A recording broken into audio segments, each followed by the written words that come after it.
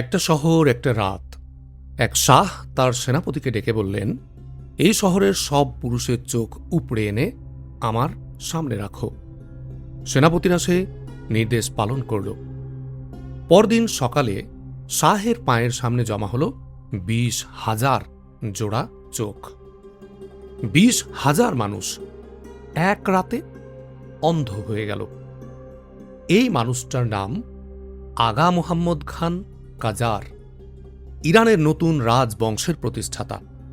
আর এই রাজবংশটাই পরে ইরানকে ব্রিটিশ এবং রুশদের হাতে তুলে দিয়েছিল। কিন্তু সেটা পরের গল্প। আজ আগে জানো এই মানুষটা কিভাবে তৈরি হয়েছিল।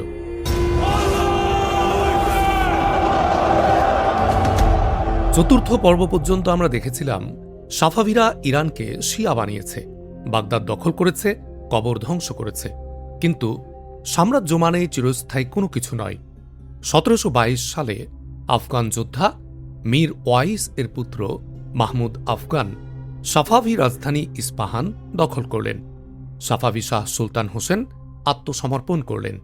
প্রায় 200 বছরের সাফাভি শাসনের অবসান হল এবং ইরান পড়ে গেল এক ভয়ঙ্কর শূন্যতায়। এরপর এলেন নাদের শাহ আফশার, সাধারণ সামরিক প্রতিভা। ভারত পর্যন্ত অভিযান চালালেন, দিল্লির তখতে তাউস নিয়ে এলেন। কিন্তু তিনিও হত্যার শিকার হলেন 1747 সালে। নাদের শাহের ঘটনা কোনো একটা সময় আমরা অবশ্যই জানাব। তার মৃত্যুর পর ইরান আক্ষরিক অর্থে ভেঙে পড়ল। এক একটা গোত্র, এক একটা সামরিক নেতা, সবাই নিজেকে শাহ দাবি করছে। দেশ টুকরো টুকরো।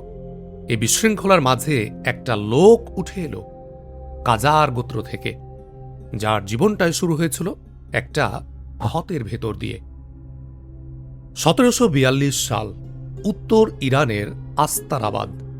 কাজার গোত্রের নেতা মোহাম্মদ হাসান খানের ঘরে জন্ম নিল একটি ছেলে। নাম রাখা হল আগা মোহাম্মদ। কিন্তু এই শিশুর জীবনে প্রথম বড় আঘাত এল 5 বছর বয়সে, রাজনৈতিক প্রতিদ্বন্দ্বিতার শিকার হিসাবে প্রতিপক্ষের হাতে বন্দী হয়ে। এবং এই 5 বছরের শিশুকে খোঁজা করা হল। বয়স মাত্র 5 বছর। এই ঘটনা তার জীবনে কি প্রভাব ফেলেছিল সেটা ইতিহাসবিদরা আলোচনা করেন।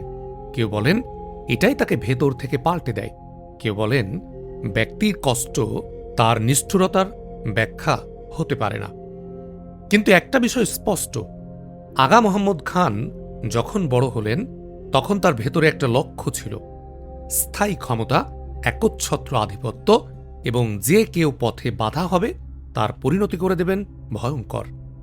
তিনি ধীরে ধীরে কাজার গোত্রকে একত্রিত করলেন, প্রতিদ্বন্দ্বীদের একে একে দমন করলেন, দক্ষিণে, উত্তরে, পূর্বে। শহরের পর শহর তার নিয়ন্ত্রণে এলো। কিন্তু একটা শহর বাকি ছিল, কারমান। কারমান দক্ষিণ পূর্ব ইরানের একটি পুরনো শহর। সাফাভি যুগ থেকেই এই শহর জান্দ বংশের নিয়ন্ত্রণে ছিল। জান্দ বংশের শেষ শাসক লুৎফ আলী খান অসাধারণ সাহসী ছিলেন।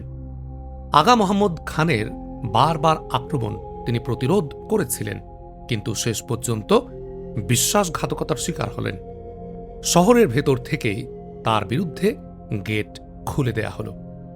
আগা মোহাম্মদ খান কারমানে প্রবেশ করলেন এবং তখনই তিনি সেই নির্দেশ দিলেন, শহরের সব পুরুষকে ধরে নিয়ে এসো, তাদের প্রত্যেকের চোখ উপড়ে আমার সামনে জমা করো। সেনারা সারা রাত ধরে কাজ করল। পরদিন ভোরে শাহের সামনে জমা হল 20,000 জোড়া চোখ। 20,000 মানুষ এক রাতে সম্পূর্ণভাবে দৃষ্টিশক্তিহীন। লুৎফ আলী খান জান্দকে বন্দী করা হল। আগা মোহাম্মদ খান নিজে তার চোখ উপড়ে নিলেন। তারপর কিছুদিন পর তাকে হত্যার নির্দেশ দিলেন। কারমান শহর এরপর যা কিছু দেখল সেটা যুদ্ধের স্বাভাবিক নিষ্ঠুরতাও না।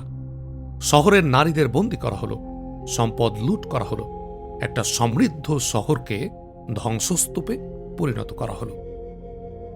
কারমানের পর আগা মোহাম্মদ খানের দৃষ্টি গেল উত্তরে, জর্জিয়ার রাজধানী তিফলিসের দিকে। তিফলিস তখন ককেশাস অঞ্চলের একটি গুরুত্বপূর্ণ শহর। সাফাভি আমল থেকে এই অঞ্চল পারস্যের প্রভাব বলয়ে ছিল। কিন্তু সেখানকার রাজা দ্বিতীয় হেরাক্লিয়াস রাশিয়ার সাথে মৈত্রী করেছেন 1783 সালের গেওর্গিয়েভস্কি চুক্তিতে। আগা মোহাম্মদ খান এটাকে বিশ্বাসঘাতকতা মনে করলেন। তিনি দূত পাঠালেন, হয় রাশিয়ার সাথে সম্পর্ক ছাড়ো, নয়তো পরিণতির জন্য প্রস্তুত হও। হেরাক্লিয়াস রাজি হলেন না। 1795 সালে আগা মোহাম্মদ খান তিফলিসের দিকে বাহিনী নামালেন। রুশ সামরিক সাহায্যের প্রতিশ্রুতি ছিল, কিন্তু প্রতিশ্রুতিই রয়ে গেল। বাস্তবে কোনো রুশ সৈন্য এল না। হেরাক্লিয়াস শেষ পর্যন্ত পরাজিত হলেন।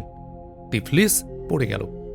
এরপর যা কিছু ঘটল, ইতিহাসের পাতায় এটা তিফলিসের গণহত্যা নামে চিহ্নিত। পুরো শহরকে লুট করা হলো, হাজার হাজার বাসিন্দাকে হত্যা করা হলো, নারীদেরকে বন্দী করে নিয়ে যাওয়া হলো, শহরের বড় বড় সমস্ত অংশকে আগুনে পুড়িয়ে দেয়া হলো। প্রত্যক্ষদর্শী এবং পরবর্তী ইতিহাসবিদদের বিবরণ বলে, এ অভিযানে ক্ষতিগ্রস্ত মানুষের সংখ্যা 15,000 ছাড়িয়ে গিয়েছিল। অনেকে বলেন তারও বেশি। তিফলিস শহর এই ধ্বংসের পর এতটাই দুর্বল হয়ে পড়ল যে পরবর্তী দশকগুলোতে সে আর নিজেকে পুনরুদ্ধার করতে পারেনি, এবং 1801 সালে রাশিয়ান সাম্রাজ্য সেটা সম্পূর্ণভাবে গ্রাস করে নেয়। ইতিহাসের একটা পরিহাস, যে রুশ সাহায্য আসেনি বলে তিফলিস পড়ে গিয়েছিল, সে রুশরাই পরে তিফলিস দখল করে নেয়। তিফলিস থেকে ফিরে আগা মোহাম্মদ খান তেহরানে এলেন। 1796 সালে তিনি আনুষ্ঠানিকভাবে ইরানের বাদশাহ উপাধি নিলেন। তেহরান হল রাজধানী। কাজার বংশ শুরু হল। কিন্তু এই বংশের শুরুটার দিকে একটু দেখো, কি দিয়ে শুরু হল? কারমানের 20,000 মানুষের চোখ, তিফলিসের হাজার হাজার মৃত্যু এবং বন্দিত্ব, লুৎফ আলী খানের হত্যা। এ রক্তের উপর দাঁড়িয়ে একটা রাজবংশ জন্ম নেয়, যে রাজবংশ পরে ইরানকে ব্রিটিশ এবং রুশদের খেলার মাঠে পরিণত করবে। আগা মোহাম্মদ খান নিজেও বেশি দিন বাঁচলেন না।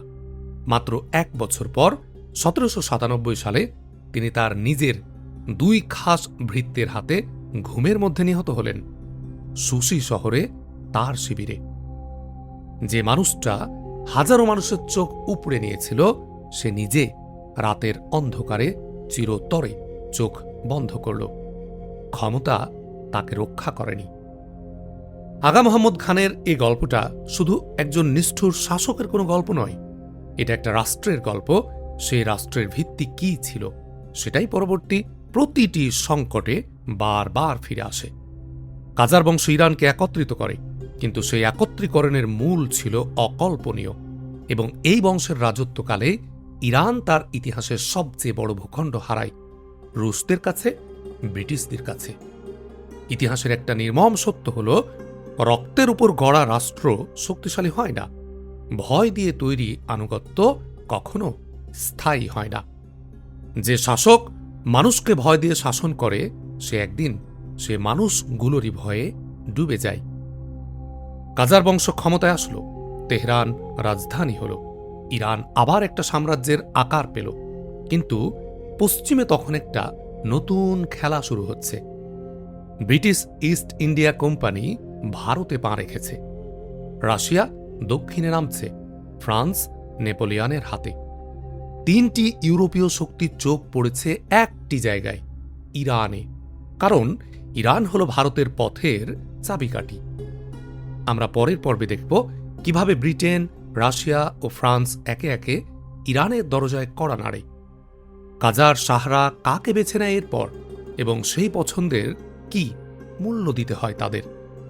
রুশ এবং ব্রিটিশদের মাঝে পিষ্ট হয়ে যায় ইরান, উপনিবেশবাদের সবচেয়ে চালাক চতুর একটি মডেল। এই ভিডিওটা দেখার জন্য শুকরিয়া আদায় করছি। শেয়ার করো, এই ইতিহাস সকলেরই জানা দরকার। পরের পর্ব মিস করো না যেন। আল্লাহ হাফেজ।